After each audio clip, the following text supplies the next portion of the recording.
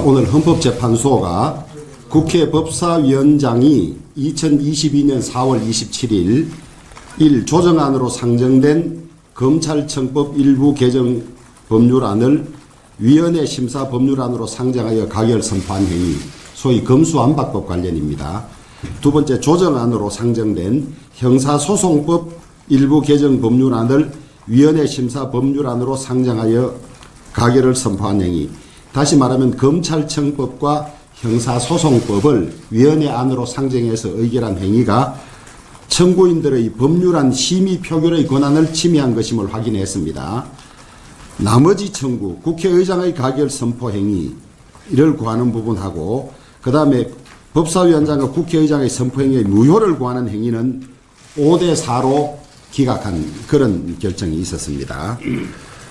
이 결정을 보면서 헌재가 헌법수호 최후 기관으로서 역할을 못하고 있구나 하는 한탄을 하게 됐습니다. 헌법재판소 결정은 최종이기 때문에 불복할 방법은 없습니다.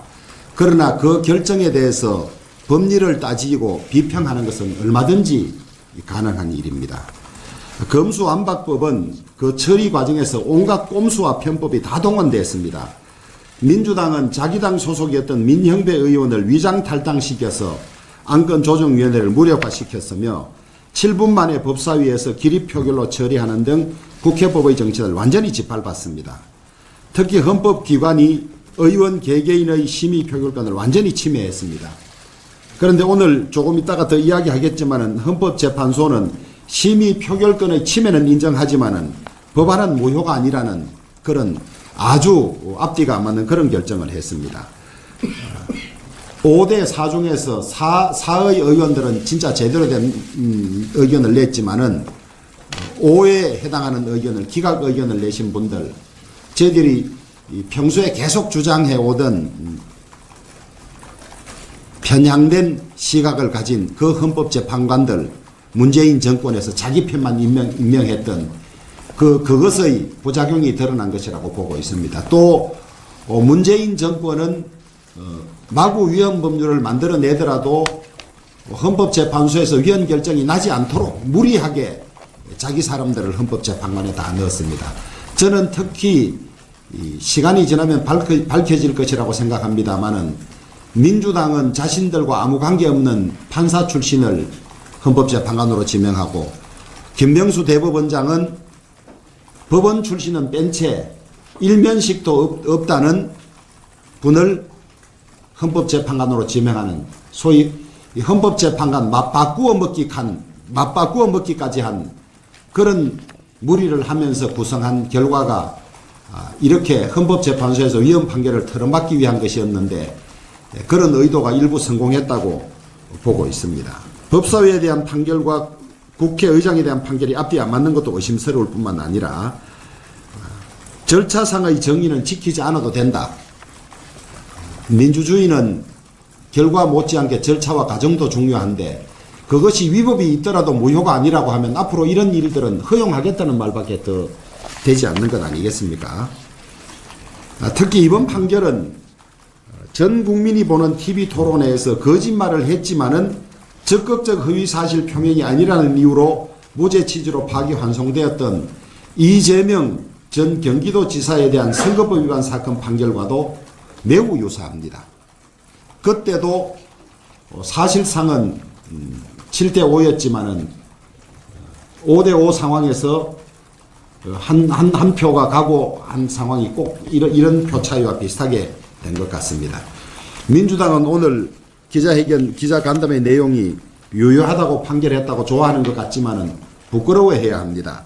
특히 마지막에 헌재가 일부 절차상의 문제점을 지적한 것은 유감이라는 말이 무슨 말인지 모르겠습니다. 절차의 이 잘못을 지적한 것 자체가 잘못됐다는 뜻인지 절차의 잘못을 지적했으니까 자기들이 사과한다는 뜻인지도 불분명합니다만은 아직도 이 과정의 잘못이 무엇인지를 전혀 모르고 있는 것 같습니다. 청구인들이 법사위 의결 이후에 본회의 의결 금지를 구하는 가처분 신청을 했기 때문에 헌재가 제때 가처분 결정만 했더라면 본회의에서 쟁점 법률안이 가결되지 않았을 것입니다. 이 점에서 헌재는 직무유기까지 한 셈입니다. 제때 판결하지 않아서 구제할 기회를 현재 스스로가 놓친 셈이 되는 것입니다. 이번 결정을 계기로 헌법재판관 구성이 너무도 중요하고 문재인 정권에서 헌법재판소를 완전히 자신들 편으로 만들기 위해서 무리하게 자질이나 이런 것이 국민들이 충분히 받아들일만 하지 않거나 자신들 진영에 속한 사람으로 철옹성을 쌓았던 그런 것의 잘못이 폐단이 드러나는 그런 것입니다. 기본적인 법리조차도 제대로 해석하지 못하고 진영 논리, 자기를 지명한 척의 논리에 빠져있는 통탄할 일이라고 생각합니다. 저는 두고두고 이 결정이 우리 헌재의 불명예로 남아서 사법사에 오욕으로 남을 것이라고 생각합니다.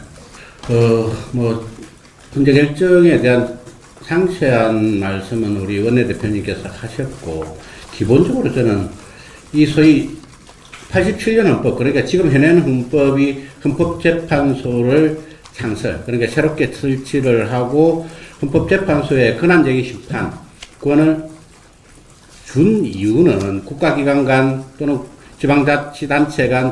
지방자치단체와 국가 간 사이의 권한쟁의에 있어서 그것이 위법하다면, 소위 절차가 위법하다면 그 결과도 위법하다. 그러니까 소위 이 권한쟁의 심판에 대해서 명확하게 규정을 해줘야 됩니다.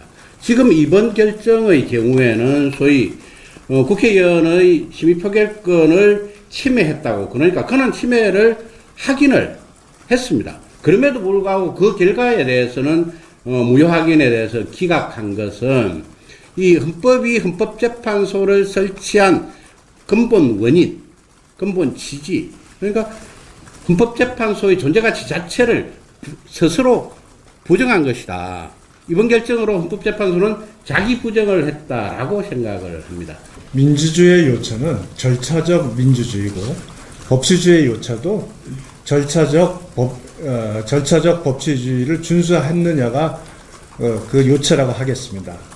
여기서 이제 절차적 법치주의를 제대로 준수했느냐에서 가장 중요한 것은 절차의 본질적 요소를 침해했느냐를 가지고 판단합니다. 그 절차의 하자가 중대하지 않다면 그 결과가 무효나 불법이라고 판단하지 않습니다.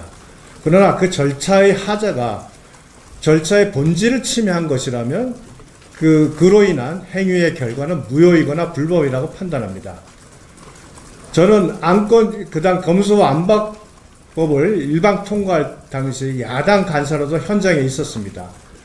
위장 탈당을 통해서 민영배 의원이 들어왔고 10분도 안 되는 기간 어떠한 토론도 없이 검수 안박법이 안건 조정위를 통과했습니다. 뒤이어 바로 상임위에서도 어떠한 토론이나 논의 없이 그 법안이 일방적으로 가결이 됐습니다. 이것은 국회가 국회의원한테 부여한 법률 심의 의결권의 본질을 침해한 것입니다. 여하튼 본질을 침해한 사안에 대해서 그 결과, 즉 가결의 효력에 대해서 유효하다고 인정하는 것은 법의 대원칙을 위반하고 민주주의의 원칙을 부정하는 겁니다. 헌법재판소의 이번 결정은 의회에서 다수당이 어떠한 짓을 해도 그 결정으로 어떠한 짓을 해서 상대당 의원들의 심의 의결권을 침해해도 그 결과를 그들이 유효하게 인정함으로써 면죄부를 주는 아주 잘못된 결정입니다. 오늘 헌법재판소의 결정은 대단히 유감스럽습니다. 절차적인 위법이 굉장히 중대하고 잘못되어 있다는 것을 헌법재판소 스스로 인정을 했음에도 불구하고 특히 국회의원들의 그 입법권, 심의 표결권에 대한 침해가 있었다는 것을 확인을 해 줬음에도 불구하고 그러면 그렇게 침해받은 이 부분을 어떻게 원상 회복을 할 건지, 어떻게 보상할 건지에 대한 부분이 그 다음 최종 본회의에서 표결 처리한 공포한 법안에 대한 문제인데 그건 그대로 유효하다고 또 인정을 했습니다.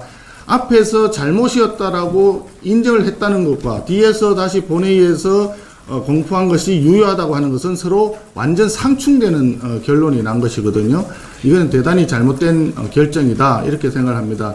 대한민국 헌법에서 사유재산권이 인정이 되지 않습니까? 사유재산권이 인정되기 때문에 사유재산에 대해서 불법적으로 침해가 있으면 거기에 대해서 손해배상을 하도록 민법에서 정하고 있는 것과 마찬가지로 이 국회의원으로서 법사위에서 심사할 수 있는 권한, 입법권을 침해를 당했으면 그 헌법적으로 인정되는 가치에 대해서 침해를 당했으니까 그것을 다시 보상을 해줘야 됩니다. 배상을 해줘야 됩니다. 그 배상을 하는 방법이 뭐냐 하면은 원상회복을 해야 되는 거죠. 원상회복은 뭐냐? 공포한 그 법이 잘못이다, 위헌이다 해서 무효다. 이것을 확인을 해주는 것은 당연히 따라와야 되는 겁니다. 앞에서 잘못이라고 인정했는 부분이 오히려 본질적인 부분이고 위법행위가 있다는 걸 분명히 인정해줬지 않습니까?